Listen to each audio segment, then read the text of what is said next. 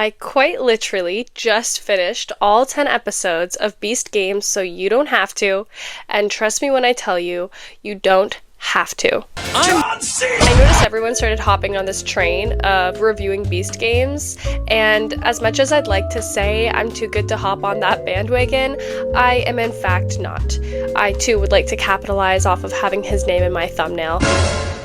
I am quite literally sick, as you might hear from my voice, and tired because I stayed up till 2 a.m. on a Tuesday attempting to finish as much as I could of this show. By the end of it, I decided I didn't even want to make a video about it anymore, but I'd already spent so many hours of my life watching this show and writing up so many notes that it would just be a waste not to do it. From what I've been seeing online, a lot of the reviews have been rather negative according to the captions or thumbnails. However, I've avoided clicking on anything that I saw to do my best not to sway judgment and create my own opinion on the show. The difference here is I am not a fan of MrBeast, nor do I hate him. I'm not up to date with any of the controversies, so this review is going to be absolutely 1000% unbiased. I do think it's a little strange that while we were all watching Squid Games and horror, Jimmy was watching it as a 5-minute crafts video, but I digress.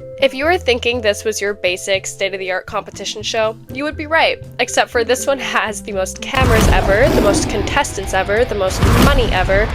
You guys get the point. And he does not miss a chance to let us know about it. The largest grand prize in entertainment history. A record-breaking number of 1,000 players. World record holding 1,107 camera system. To sum it up, there were a total of 50 world records broken in the filming of this competition show.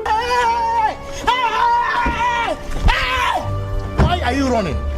Why are you running? You would think with all these world records that it would be world renowned and spoken about for decades to come, right? Wrong. The majority of competitions in the first few episodes were bribes to leave. Pretty much the same premise of Deal or No Deal, where the money keeps going up and you take yourself out when you think that it's as high as it'll go. Honestly, between us, I think the real winners were the ones who took the 20k bribes in the beginning and then got to go home and sleep in their own beds. If you guys think I'm being dramatic, I am not. I came with receipts. I noticed that this was going to be a trend from the first episode, so I decided to take a tally of how many bribes and self-sacrifices there were throughout the entire season, and here's what we got. In the first episode, we have 2 bribes and 1 self-sacrifice. In the second episode, we have a bribe and a self-sacrifice. In the third episode, we have a self-sacrifice. In the fourth, we have a bribe. You guys get the point. Throughout the whole season, there was a total of, I want to say, 10 self-sacrifices and bribes combined. In fact, 30% of players were eliminated by choice, either self-sacrifice or bribe, in the first episode before one game was even played. And after a game was finally played, you wouldn't be able to guess what happened. It's unthinkable. It's unimaginable. There was another bribe. Jimmy has each team pick out a team captain who are offered $1 million and they get to stay in the game in exchange for their team. Not a single one took the $1 million bribe. You are at this game competition show to knock other people out of it and win money, and you didn't take the bribe. You don't even lose the opportunity to win the $5 million that's waiting for you at the other end. You didn't press the button for what? And to make matters even worse, the people who didn't sacrifice their team for the $1 million ended up all losing their chances at the $5 million later on. In fact, most people turned against them.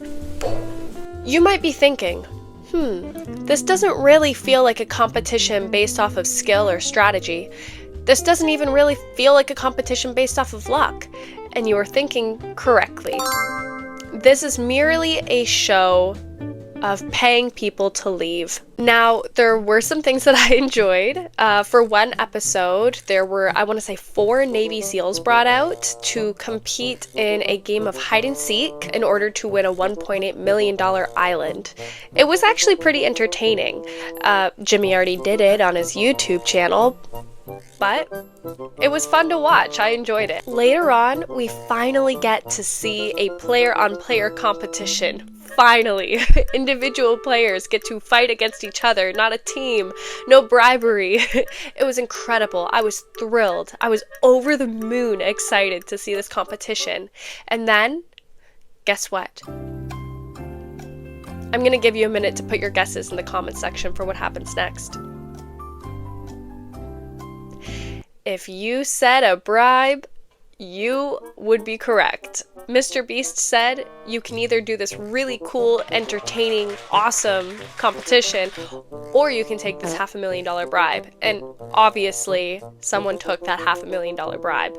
Immediately, in fact. With all of that being said, I don't think it was a bad show. In fact, after the first 5 episodes, I'd say it's finally starting to get a little bit interesting.